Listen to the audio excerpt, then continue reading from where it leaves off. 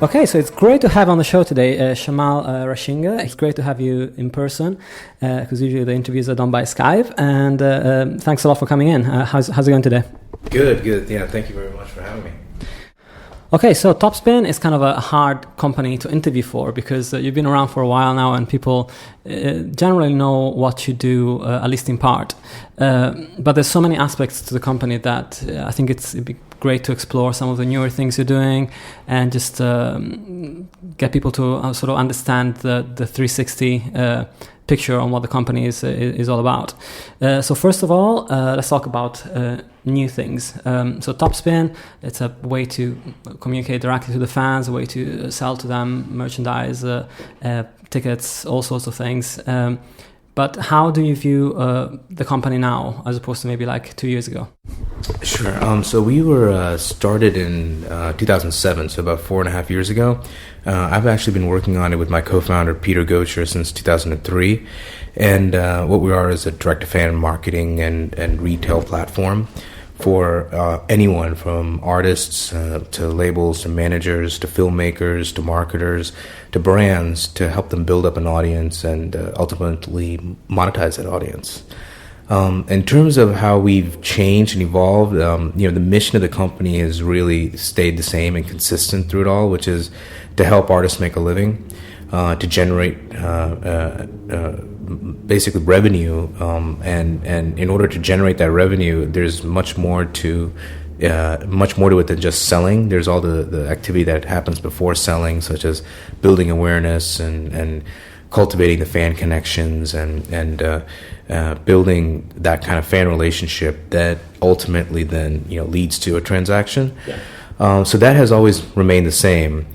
We have evolved from being kind of a closed platform when we first started, and now have opened it up to the general public, so anybody can now come to the website, get an account, get up and running, and run their own direct-to-fan marketing campaigns. And although that's a new development for us, it's always been part of the mission since day one, is to create that self-serve platform. Of course, and so let's talk about that first of all. You've launched this new self-serve feature, which is a huge change from the initial idea of the company, as you just said. How did the uptake start up? How did you start getting buzz about this new service? Because people always knew you as a different type of company. And basically, how's it progressed since the launch? It's progressed really well. So we launched it in March of this year, into 2011 at South by Southwest. And, we launched some fanfare around that event. And we have experienced a good amount of uptick in terms of the monthly subscribers that come in. We have several tiers of subscription. You can get in as low as $9.99 a month or $99 a year to a more fully featured platform with more emailing capabilities for $49 a month. Yeah. Or $499 a year. Oh, and then you got the full-fledged enterprise level account, which gives you everything and unlimited emailing for $99 a month. Yeah. And there's an intersection of artists, I guess. There's not at the very, very beginning of their career, but is not yet making enough revenue to actually get somebody to do the campaigns for them. So I guess that's who you're aiming at, because of course, $10 a month is not much, but you need to have a little bit of revenue to actually engage with your audience and have an audience to engage to. So how do you counsel acts that come to you? Because Topspin is not just about selling, it's not just about making money. You also have a side where people could foreseeably pay for the subscription to engage the audience, keep in touch with them, and do all sorts of other things on the side. So how do you market these two aspects of the company? Yeah, it's a good question. I mean, because we do a lot of different things, but we try to put forth a lot of educational material out there and try to be thought leaders in direct-to-fan marketing space. And part of that is the whole notion of needing to spend time to build that awareness that I was speaking about before, and cultivating those fan connections before you even try to sell anything. Yeah. And that's even more important for an emerging artist. So you start using Topspin and start to achieve immediate results by just getting your music out there and streaming widgets and getting fans to engage on Facebook, having them like you in return for some media. Same thing with acquiring emails in return for media, building up a fan base, communicating with them through the email tools, and then putting offers in front of them that aren't necessarily the same offers that fans can get at a record store or on iTunes, but are unique bundles where it's not just an album, but it could be an album plus a T-shirt and high-end packages and things like that.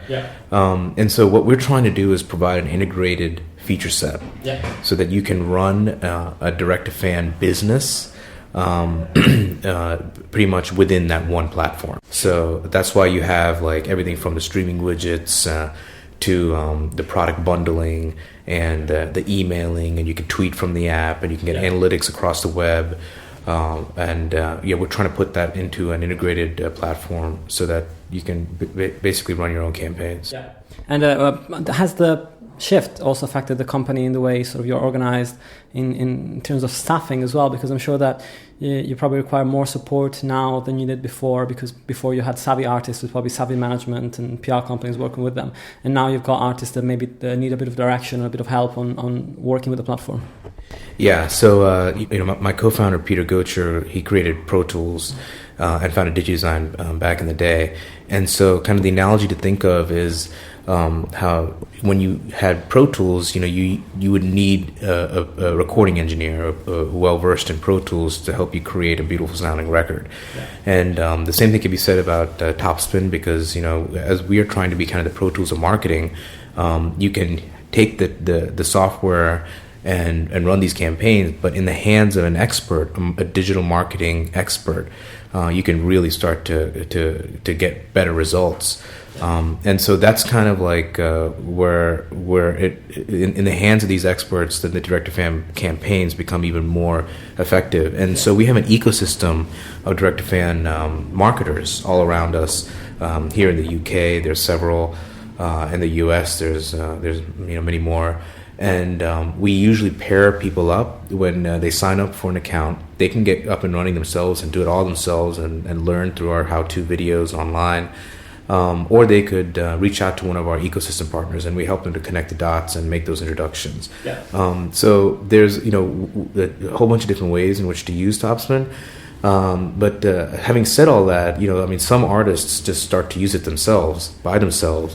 They're the kind of artists who are entrepreneurs with the kind of gumption to learn Pro Tools themselves, to assemble a band and their own team, and then they'll start to use Topspin and get up the curve themselves. Then they become successful. Then their team eventually takes over the Topspin platform and all their online activity, and so the artist then kind of elevates to a place where they need to just focus on being on the road, on stage, and in the studio. Of course, and so another direction that the company is moving towards is becoming more ubiquitous in the way that they can sell merchandise and various other things on different services. So one of the deals that you've recently done is that with YouTube, which is one of the steps towards this new direction. How did that come about, and how is that implemented? Yeah, so from day one, we've always wanted to provide this platform for artists to create offers on the web, anything from free offers to acquire fans for emails, all the way to the high-end limited edition box sets offers. And so all those offers that we help create on the platform can be published and then embedded all over the web. So it starts with the artist website, and it can go into Facebook easily. You download an application, it renders the offers through our API. And then you can also now publish these offers directly to these other services. Like YouTube, for example, is probably our biggest publisher partner. So on an artist YouTube page, now they can have their merchandise store. And so the philosophy of it is really, instead of having your fans come to you, which was a traditional direct-to-fan approach in the past 5 years or so, Now, really, as the web evolves, it's to go to where your fans are. Sure. So wherever your fans are expressing an interest in your music, you should be there with a relevant offer to them. And so this is just the beginning of what you're seeing with the YouTube deal. We're actively working on more integrations across other music services. A big balance that has to be drawn between having a great fan base and not trying to sell them too much stuff. Like it's a really difficult game to play. How do you see the best results coming out, and how do you see artists that really are able to connect to the audience, sell them stuff, but at the same time don't appear like they're just flogging stuff? Yeah, it's a good question. I mean, it's on the one hand, artists have to kind of walk that line between trying to be too salesy and trying to kind of make money, to survive. And on the other hand, they should think of like, well, they're doing a service to their fans by presenting them offers that the fans want to engage in. Yeah. And there's just certain basic marketing principles that we have seen kind of emerge over the course of thousands of campaigns that we have run. Yeah. For example, when you have a new release or a tour that you want your fans to know about, having it be the first page that they see when they go to the artist URL is incredibly effective in terms of making those transactions. Yeah. If that offer page for a new album or a tour is buried in the site, even one click, that means on average 70% of the fans who visit that website will not see that offer page. And we have seen this time and time again. And we have the data. It's pretty fascinating to see that consistently. It's you only get that 30% of fans will reach that offer page if it's a click away. If it's 2 clicks away, it's 30% of that 30%. So it's it's like you have to kind of walk that line between putting the offers in front of them, and also not trying to appear too salesy. So you wouldn't want to put sell right in front of their face, but at the same time you got to do them a service and let them know what's available for sale. Yeah. In terms of selling physical versus selling digital, we've seen people like Bjork doing amazing, the complicated and expensive package of her album, whilst at the same time creating a whole digital experience around it. So do you see a lot of this complementing of extensive digital offering and extensive physical offering going on for a wider base of artists, or is it at the moment limited for people that have the budgets to actually work on both fronts? I think it's suitable for a wide range of artists. It's really trying to understand what works with your fan base. Yeah.